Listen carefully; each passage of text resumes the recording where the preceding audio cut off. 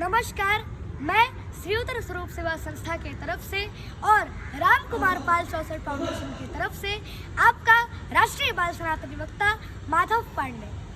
आज का विषय है श्रीमद् भागवत पूतनावध। भगवान श्री कृष्ण मैया यशोदा और नंद बाबा के प्रांगण में पालने में झूला झूल रहे थे। कंस ने भगवान को मारने के अनंत विधि रचा और पूतना को भी भगवान श्री कृष्ण को मारने के लिए भेजा। पूतना का आगमन हुआ। कंसेन प्रहिता घोरा पूतना बाल घातिनी शिशुवंश चार निघ्नन्ति पुरग्राम व्रजादिषु। अर्थात कंस के द्वारा भेजी गई पूतना नाम की राक्षसी जो छोटे छोटे बच्चों को मारती हुई नगर में प्रवेश कर रही थी, फिर मायावी रूप से सुंदर स्त्री बनकर गोकुल नगर में प्रवेश कर जाती है। पूतना लोग बालाग्नि राक्षसी रुधिरासना जिघंसयपि हरे स्तनम दत्वा पसदगति। अर्थात पूतना सदैव ही बालकों की खून की प्यासी रहती थी और इसे अभिलाषा से वो भगवान श्री कृष्ण को मारने आई थी, किंतु उसे स्तनपान कराने से उसे सर्वोच्च माता की गति प्राप्त। तो भला इस विषय में क्या कहा जाए। जब माता पूतना रति श्रृंगार करके भगवान श्री कृष्ण के पास पहुंचती है तो भगवान श्री कृष्ण अपने नयन को मूंद लेते हैं, अपने दोनों नेत्र बंद कर लेते हैं। आखिर भगवान श्री कृष्ण ने ऐसा क्यों किया, क्यों पूतना को देखकर अपने दोनों नेत्र बंद कर लिए? इस तथ्य की पुष्टि कवियों ने अनेक प्रकार से की। नंबर 1, भगवान श्री कृष्ण को रति श्रृंगार अति प्रिय थे। अगर कन्हैया पूतना से अपने नयन को मिलाते तो उनसे प्रीति हो जाती, और जिससे प्रीति हो जाती है, प्रेम हो जाता है, तो उसका वध नहीं किया जाता। नंबर 2, कन्हैया के सामने किसी प्रकार की माया नहीं टिकती, तो कृष्ण ने सोचा कि यदि मैंने इसके सामने नेत्र खोल दिए तो उसका राक्षस रूप प्रकट हो जाएगा, जिसे देखकर मेरी मैया डर जाएगी। नंबर 3, प्रभु ने सोचा कि मेरी प्राप्ति तो किस साधन के बिना नहीं हो सकती, इसने इस जन्म में तो नहीं बल्कि पूर्व जन्म में जरूर कुछ साधन किए होंगे, इसलिए उसे देखने के लिए कन्हैया ने नेत्र बंद कर लिए।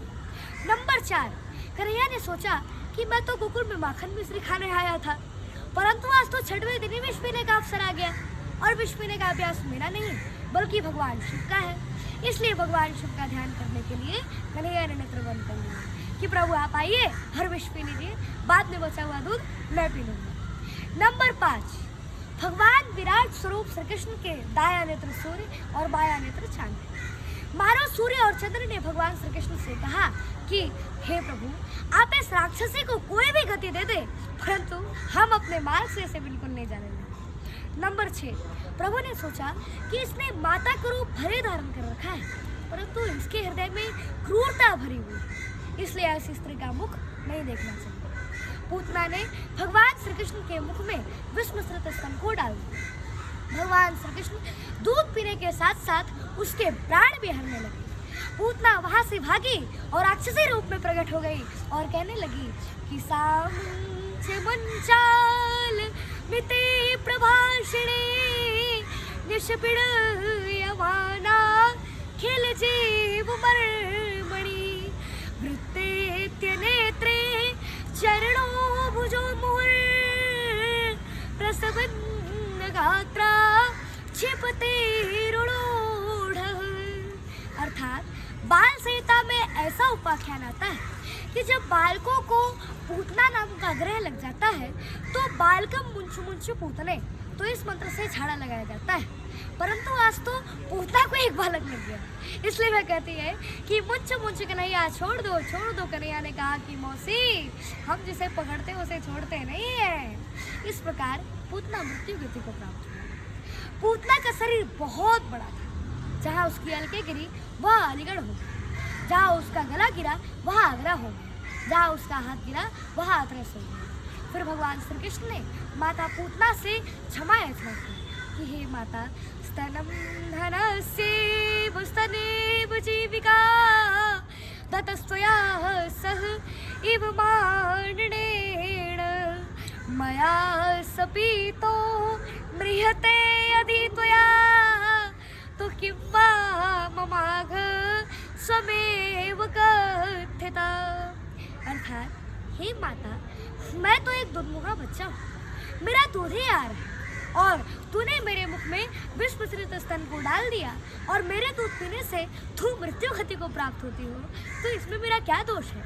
तो भला इसमें मेरा क्या दोष है, क्या कसूर है, क्या अपराध है माता? तुम्हें बताओ माता। तो किंवा माग स्वमेव कत्ताम माता, तुम्हें बताओ माता, इसमें मेरा क्या अपराध है? और इतना ही नहीं, बल्कि भगवान श्री कृष्ण ने माता पूतना को धात्रुसुताम गति मिले माता की गति प्रदान कर दी कि अहो बकीयम स्तनकालकूटम जिघांसयापा ययत विसाध्वी लेवे गतिं धात्रुसुतां ततोऽन्यं तो किं वा दयालुं शरणं व्रजेम। अन्यर्थ, अहो बकीयम, भला बकासुर की बहन पूतना ने जिघान से मनेर्ष्यावश स्तन कालकूटे अपने स्तन में कालकूट जहर लगाकर श्री कृष्ण मुखे अपाय तत् श्री कृष्ण के मुख में डाल दिया। अपि साध्वी दुष्टान, फिर भी उस साध्वी दुष्टा को भगवान श्री कृष्ण ने धात्रुसुताम गतिम लेभे माता की गति प्रदान कर दी। तो किंवा दयालु शरणम प्रजेम, तो ऐसे दयालु को छोड़ कर हम किसी और की शरण में क्यों जाए? बार बोले भगवान मेरी लाल की जय।